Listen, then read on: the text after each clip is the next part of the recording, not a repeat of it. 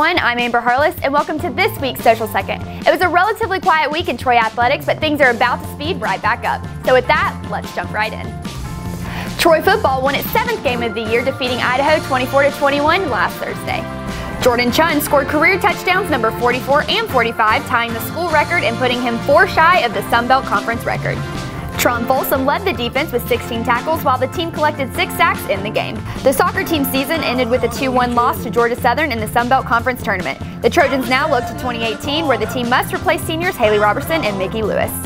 Volleyball dropped a pair of Sun Belt matches to ULM and UL Lafayette. The Trojans host senior night on November 10th prior to a 6:30 p.m. match against Appalachian State. Now here's Taylor with this week's Top 3.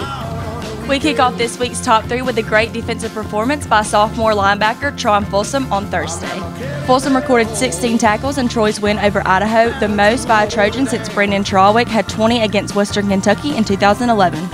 At number 2, we move to the hardwood, where Skyland Holmes led the Trojans with 13 points in the team's exhibition over AUM. Holmes was rated as a top 25 junior college player nationally out of Tyler Junior College, so we're looking for big things from her this season. And number 1 this week is none other than Mega Chun. The senior running back tied the Troy record, rushing for his 44th and 45th career touchdowns last week. Chun's 45 total touchdowns are also 4 shy of setting the all-time Sun Belt record.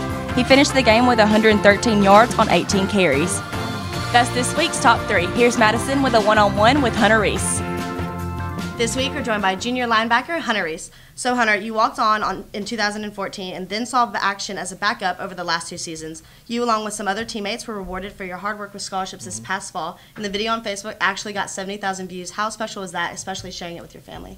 Oh, it was really nice seeing everybody after we all received the scholarships and everything, and everybody's family was down there. It was a special moment. Just to know that they don't have to worry about financially school or anything else anymore. It was special. And you made your debut against NC State in 2015, and the team beat LSU in Death Valley this season. As a Wetumpka High School athlete, did you ever think you'd be playing so many big-name teams, and what was your first reaction to playing against or in front of so many fans? Oh, well, yeah, I mean, coming from Wetumpka, a lot of people think it's like a really small school, but it's not. We were 6A. I mean, we played great competition. I played against people that played for Auburn, Alabama. I mean, you name it.